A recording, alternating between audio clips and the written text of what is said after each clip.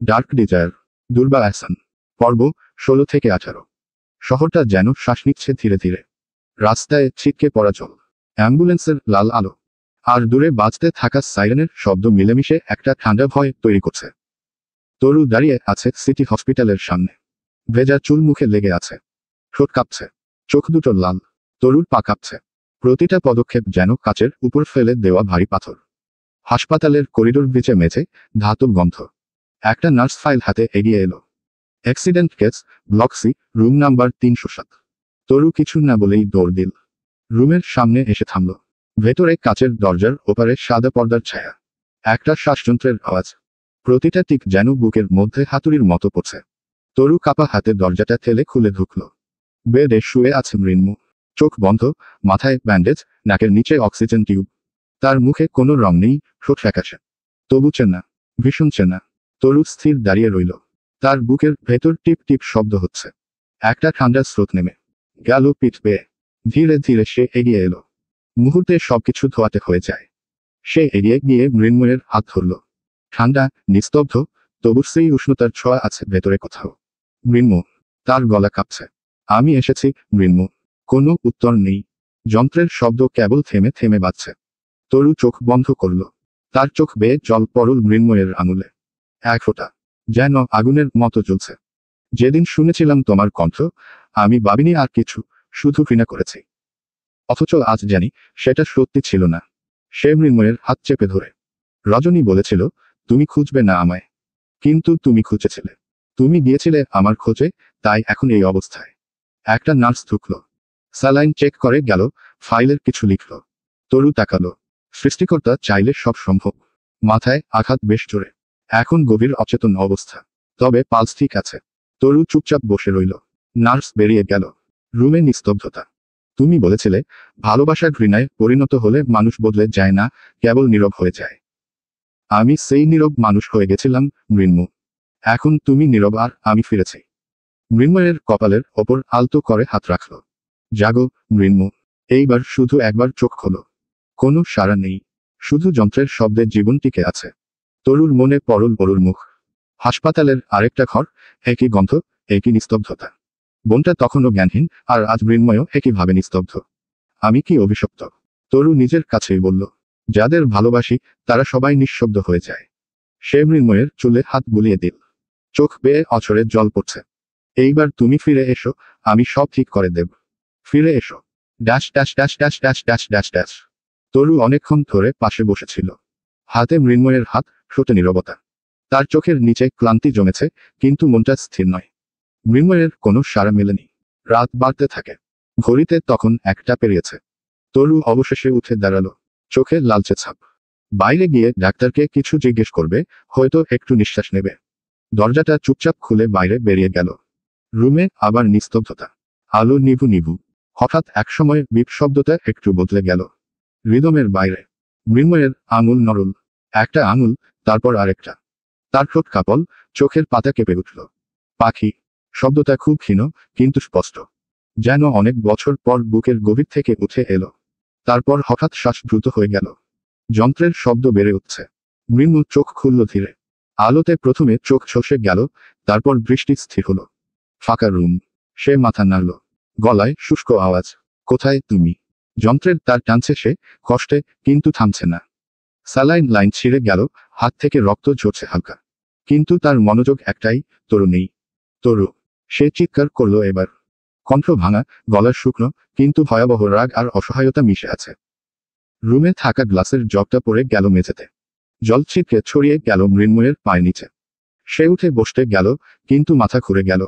ব্যথায় শরীর কাঁপছে। তবুও থামছে না। তরু, শুনছো না তুমি? বাইরে করিডোরে তখন তরু ডাক্তার আর নার্সের সঙ্গে কথা বলছে। তার হঠাৎ কানে হ্যালো শব্দ, গ্লাস ভাঙার আওয়াজ। তরু এক মুহূর্তে ছুটে গেল ভেতরে। মৃন্ময়। সে দরজা খুলে ঢুকতেই দেখে, মৃন্ময় বিছানা থেকে আধা উঠে পড়েছে, অক্সিজেন টিউব ছিটকে পড়েছে পাশে। তার চোখ ফাঁকা, তীব্র, অস্থির। তরু ছুটে গিয়ে তার কাঁধ ধরল। শান্ত হও, মৃন্ময়। আমি এখানেই আছি। কোথাও যাইনি। মৃন্ময় দুহাতে আঁকড়ে ধরল তরুকে। তার যেন বিশ্বাস হচ্ছে না তরুর সামনে। তরুর ঠোঁটে পর পর কয়েকটা চুমু দিল। যেন হারানো কিছু ফিরে পেয়েছে। মৃন্ময় কাঁপা কাঁপা গলায় বলল, তুমি চলে গিয়েছিলে। না, আমি আছি। কিন্তু মৃন্ময় শুনছে না। চোখ উল্টে যাচ্ছে তার, শ্বাস কাঁপছে। না, তুমি আবার চলে যাবে। তরু মৃন্ময়কে জড়িয়ে ধরল শক্ত করে। ডাক্তার নার্স ছুটে এল ভেতরে। পেশেন্টকে ধরে রাখুন। স্যালাইন লাইন রিপ্লেস করুন। তরু কাঁপছে। মৃন্ময়ের শরীর কাঁপছে তার বাহুর মধ্যে, যেন পুরোটা আগুনে জ্বলছে। সে কেবল একটাই শব্দ বারবার বলছে, তরু, তরু। পাখি ধীরে ধীরে যেন উন্মাদ হয়ে উঠছে। তরু বুঝতে পারল না কি করবে। হঠাৎই সে মৃন্ময়ের ঠোঁটে ঠোঁট শক্ত করে চেপে ধরল। মনে হলো ওকে শান্ত করার জন্য এটাই জরুরি। সত্যি সত্যি তাই হলো। ধীরে ধীরে শান্ত হয়ে গেল মৃন্ময়। উপস্থিত ডাক্তার নার্স হতবাক হয়ে চেয়ে রইল। কি নির্লজ্জ কাণ্ড কারবার। মৃন্ময়ের শরীর নিস্তেজ হয়ে এল। ডাক্তার স্টেথোস্কোপে শুনে বলল, চিন্তা নেই, সাময়িক শক। জ্ঞান ফেরার পর মানসিক বিভ্রান্তি হয়েছে। এখন ইনজেকশন দিচ্ছি, ঘুমিয়ে যাবে। তরুর বুক ভারী হয়ে এলো। সে মৃন্ময়ের মুখের দিকে তাকালো। চোখ আবার বন্ধ হয়ে গেছে, কিন্তু ঠোঁটে এখনো একটা নাম ঝুলে আছে। তার নাম। রুমটা আবার শান্ত। তরু ধীরে বসে পড়ল চেয়ারে। তার হাত কাঁপছে, চোখ শুকনো। তুমি শুধু আমাকে ভালোবাসছে, ফিসফিস করে বলল। এই পাগলামিটাই প্রমাণ। দুদিন কেটে গেছে হসপিটালে। সকালটা আজ কেমন শান্ত। তবু সেই শান্তির নিচে এক অদ্ভুত আলোড়ন লুকিয়ে আছে। মৃন্ময় এখন তুলনামূলক ভালো। কিন্তু শরীরের ক্ষতগুলোর সঙ্গে যুদ্ধটা এখনো শেষ হয়নি। ডাক্তাররা বলেছে আজ ছাড়া পেতে পারে। তবে সম্পূর্ণ বিশ্রাম দরকার। তরু জানালার পাশে বসেছিল। চুল খোলা, মুখে ক্লান্তি, কিন্তু চোখে একরকম শান্তি আছে। এই দিনে সে যেন নিজের ভেতরে হারানো একটা টুকরো খুঁজে পেয়েছে, যেটার নাম মৃন্ময়। কিন্তু মৃন্ময়, তার ভেতর যেন একটা ঝড় বয়ে যাচ্ছে। ডাক্তাররা বলেছিল মানসিক বিভ্রান্তি। কিন্তু তরু বুঝেছে সেটা ভালোবাসার আতঙ্ক।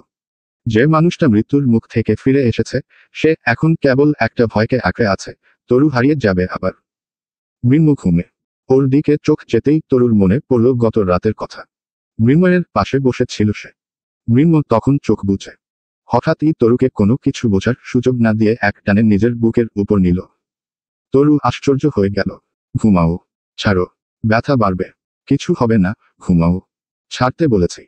সহজভাবে বলল তরু। মৃন্ময়ের শরীরের ক্ষতগুলোর কথা ভেবে। কিন্তু মৃন্ময় কথাগুলো সহজভাবে নেয়নি। তরুকে বেডে ফেলে সে উপরে চলে এলো। তরুর হাত শক্ত করে চেপে ধরল। ঠোঁট কামড়ে ধরে বলল, কি বললি? ছেড়ে দিব? এত সহজ? রাগে চোয়াল শক্ত করে গেছে তার। তরু ভয় পেয়ে গেল। মৃন্ময়ের রাগকে নয়, তাদের বর্তমান অবস্থান ভেবে। সে জানে মৃন্ময় এখন কি করবে।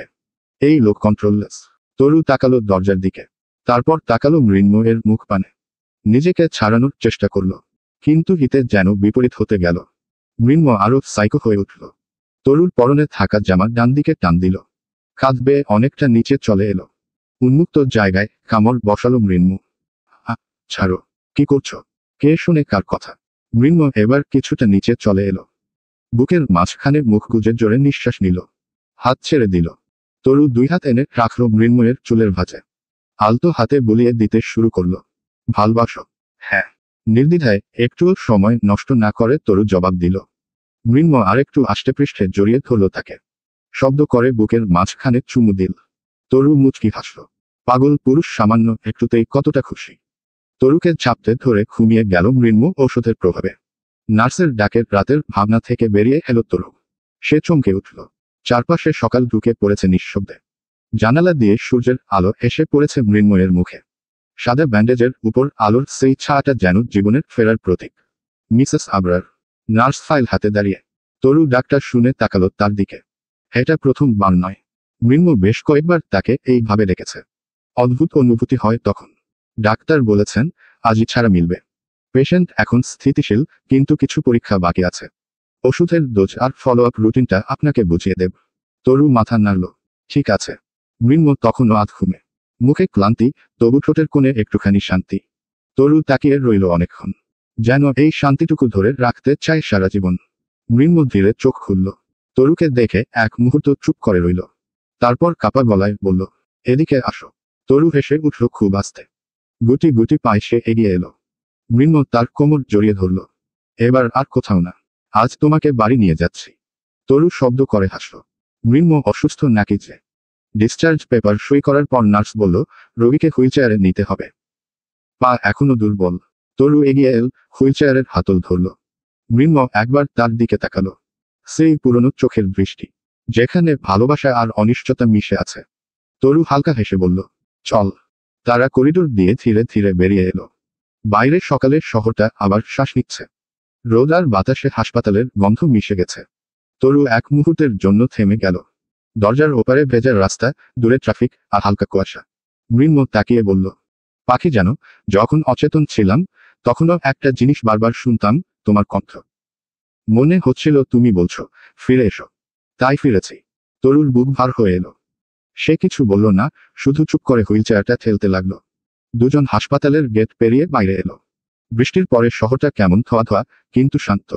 তরু বলল, এবার বাড়ি যাই। মৃন্ময় মৃন্ময় তাকিয়ে রইল তার মুখের দিকে।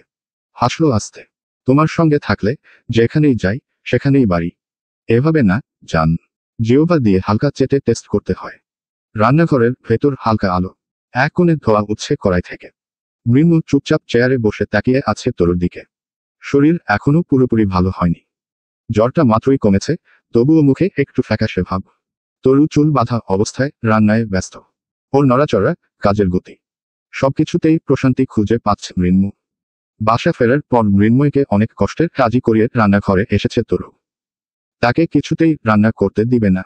অসুস্থ শরীরেও সেই নাকির রান্না করবে। তরু মানতে নারাজ। অবশেষে মৃন্ময় রাজি হয়েছে এক শর্ত দিয়ে। সেও তরুর পাশে থাকবে। তুমি বসে থাকো, আমি করব। তরু বলেছিল কয়েকবার। মৃন্ময় তাতে রাজি হয়নি। না, আমি থাকবো পাশে। তুমি একা করলে মন শান্তি পাবে না, জানি। শেষ পর্যন্ত তরু হাল ছেড়েছে। ঠিক আছে, তবে চুপচাপ বসে থাকবে। মৃন্ময় হেসে বলেছিল, চুপচাপ থাকা আমার পক্ষে কঠিন হবে। এখন সেই কথাটাই যেন সত্যি হচ্ছে। তরু লবণের পরিমাণ যাচাই করতে এক চামচ তরকারি তুলে মুখে দিতে যাচ্ছিল, ঠিক তখনই পেছনে থেকে মৃন্ময়ের স্বর। এভাবে না, যান। জিহ্বা দিয়ে হালকা চেটে টেস্ট করতে হয়। তরু মুহূর্তে থেমে গেল। চোখ বড় করে তাকালো মৃন্ময়ের দিকে। লোকটা এমন কথা এত সহজে বলে কেমন করে? মৃন্ময়ের ঠোঁটের কোণে হালকা দুষ্টু হাসি। হালকা ভাবে কেন? আপনি চাইলে তো আমি। কথা শেষ না করতেই মৃন্ময় যেন কিছুতে চমকে উঠল। চোখ দুটো বড় হয়ে গেল। মনে হলো যেন বিষম খেল মৃন্ময়। এরকম জবাব সে মোটেও আশা করেনি। কি? সে শুধু এটুকুই বলতে পারল। তরু তখন একদম কাছে এসে দাঁড়িয়েছে।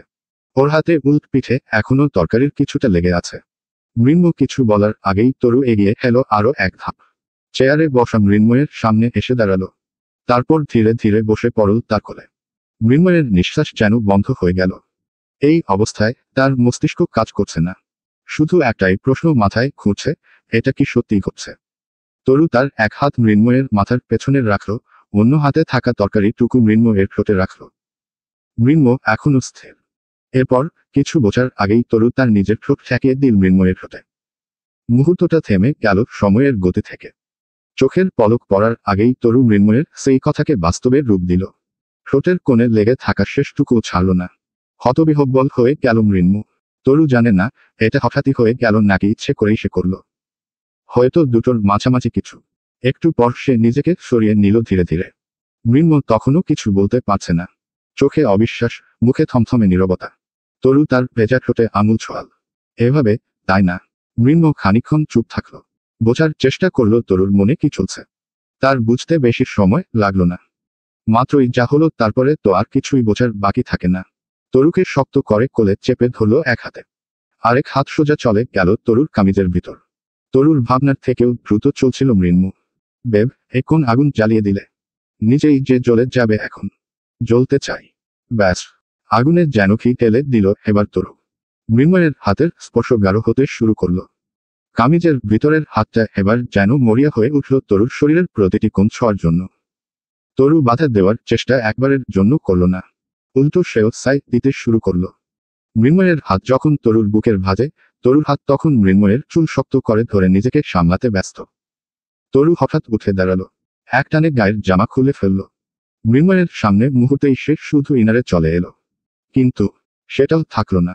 মৃন্ময়কে অবাক করে দিয়ে খুলে ফেলল। ছুঁড়ে ফেলল মৃন্ময়ের দিকে। দুহাতে চুল বেঁধে মৃন্ময়ের দুই দিকে পা ছড়িয়ে কোলে বসে পড়ল। বুকে চেপে ধরল ওকে। উন্মুক্ত বুক পেয়ে সেও যেন হামলে পড়ল। একটুও না থেমে এদিক থেকে ওদিক ঠোঁট ছুঁয়ে যাচ্ছিল। বেশ কিছুক্ষণ পর মৃন্ময় উঠে দাঁড়ালো। পাশের সোফায় শুয়ে দিল তাকে।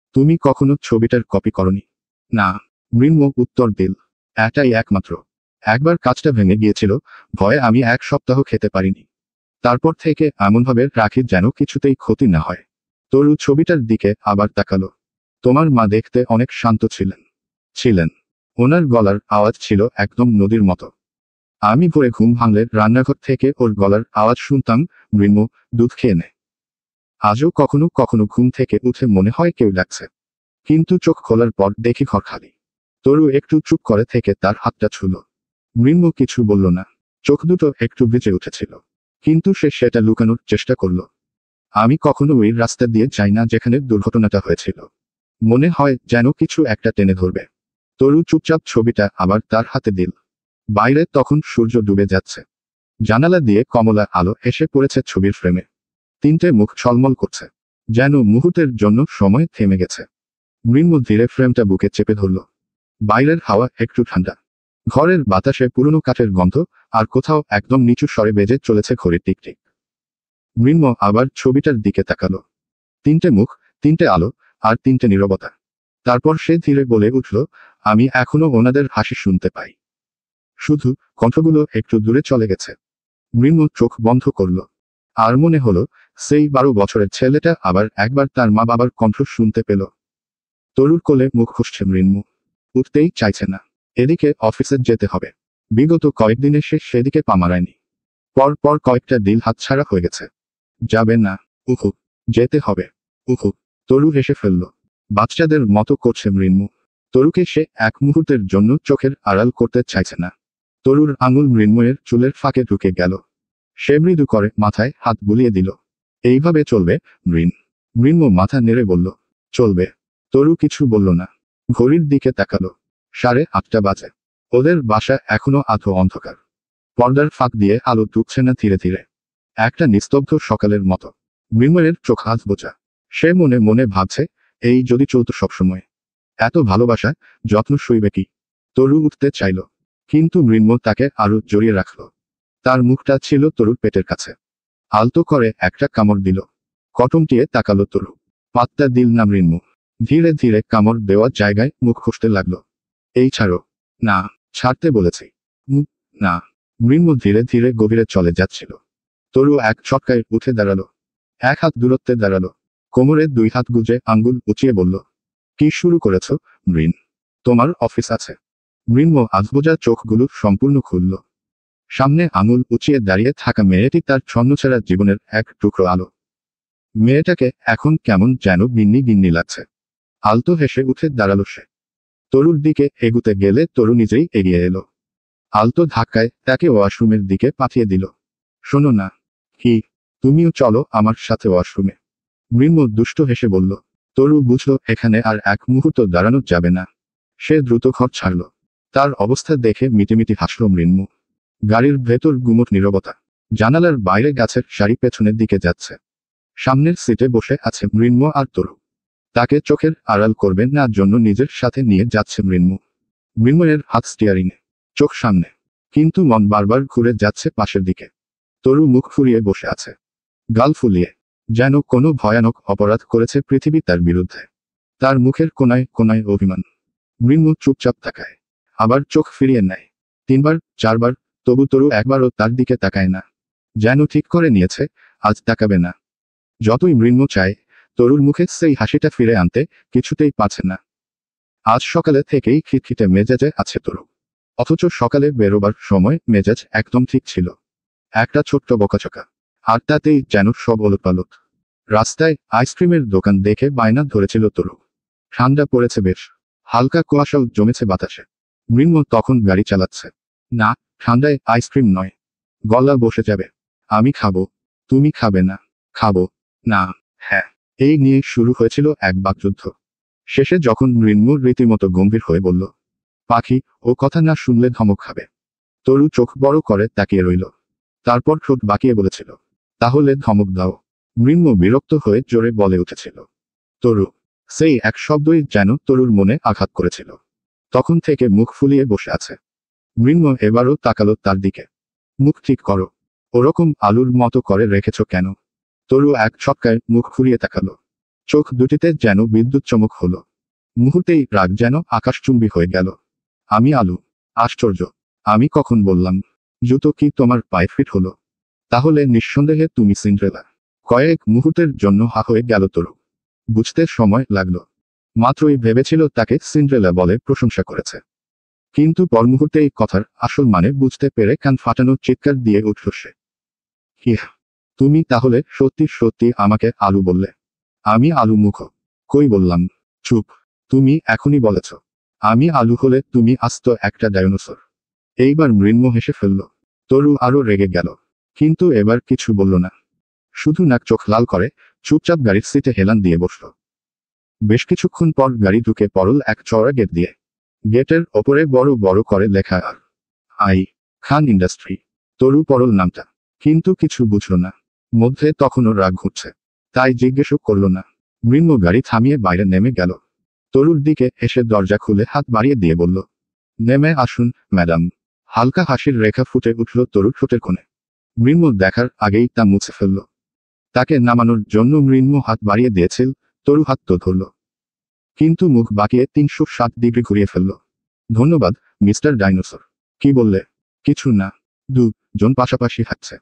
তরুর পরনে নকশি করা ঢিলা কামিজ, জিন্স, কাঁধে ওড়না। চুলগুলো এলোমেলো, কিন্তু তাতেই যেন বাড়তি সৌন্দর্য। মৃন্ম যেমন সবসময় সাদা শার্ট, কালো প্যান্ট। গম্ভীর মুখে হেঁটে চলেছে। হঠাৎ মৃন্ম বলল, তুমি এখনো রেগে আছো? তরু মাথা নিচু করে ধীরে বলে, না। তাহলে মুখটা এমন কেন? এই মুখ আমার নিজের, যেভাবে ইচ্ছে রাখবো। মৃন্ম আবার হাসল। তোমার রাগও সুন্দর। Dash dash dash. তরু চারদিকে তাকাচ্ছিল, চোখে কৌতূহল। অফিসের সবাই অবাক চোখে তাদের দিকে তাকিয়ে আছে।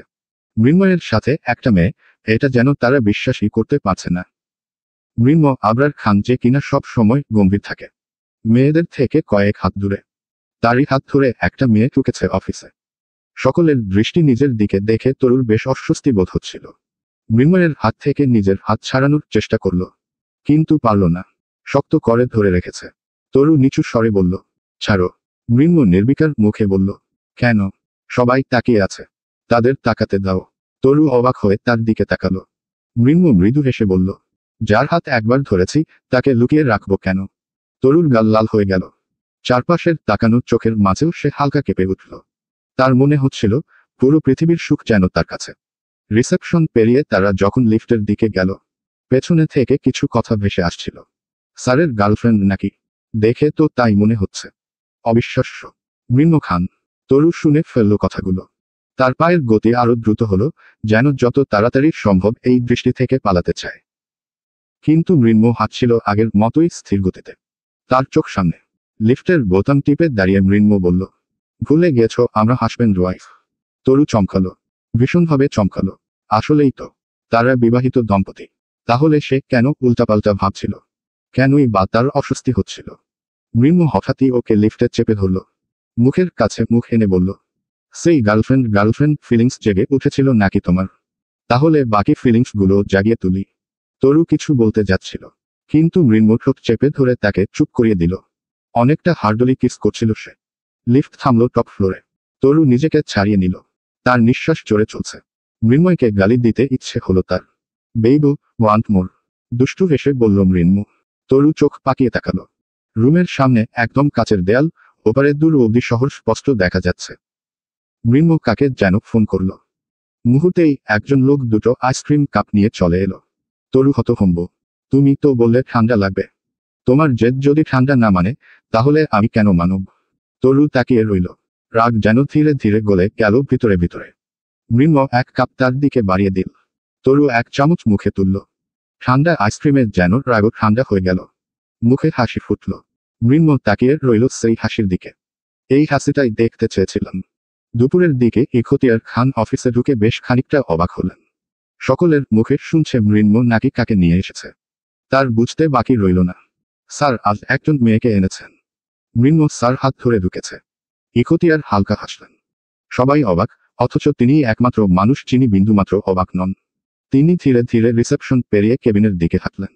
পথে যাকে পাচ্ছেন, সবাই প্রশ্নভরা চোখে তাকাচ্ছে। কেউ কিছু বলতে চাচ্ছে, আবার থেমে যাচ্ছে তার মুখ দেখে। টপ ফ্লোরে উঠে গেলেন তিনি। দরজার সামনে এসে একটু থামলেন। মৃন্ময়ের কেবিনের দরজাটা আধ খোলা, ভেতরে নিস্তব্ধতা। ইকতিয়ার হালকা করে দরজায় নক করলেন। মৃন্মু চমকে তাকালো। চাচাকে দেখে মুহূর্তেই মুখটা গম্ভীর হয়ে গেল। চোখ নামিয়ে ফেলল, ধীরে ধীরে উঠে দাঁড়ালো। চাচা চান। তার গলা একটু থেমে গেল। ইকতিয়ার ভেতরে ঢুকলেন। এই তো। মৃন্মু মাথা নিচু করে দাঁড়িয়ে আছে, হাত দুটো একসাথে ধরে রেখেছে, যেন কিছু বলতে চায় কিন্তু ভাষা খুঁজে পাচ্ছে না। হঠাৎই ইকতিয়ারের সামনে এসে সে জড়ানো গলায় বলল, আমার কোনো উপায় ছিল না। ইকতিয়ার চেয়ার টেনে বসলেন, মুখে তার হাসি। আরে ধুর, বসো তুই। ওরা পাপ করেছে, তুই বড় ভাই হয়ে শাস্তি দিয়েছিস। আসলে এখানে ভুলটা আমারই।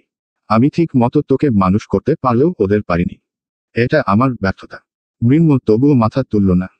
বাবা মা মারা যাওয়ার পর এই লোকটাই তাকে আগলে রেখেছে, আর সে শুধু কষ্ট দিয়ে গেছে মানুষটাকে। বৌমা কোথায়? শুনলাম তাকে নিয়ে এসেছিস। বিয়ের এতদিন হলো, জানলাম না, আবার দেখলামও না।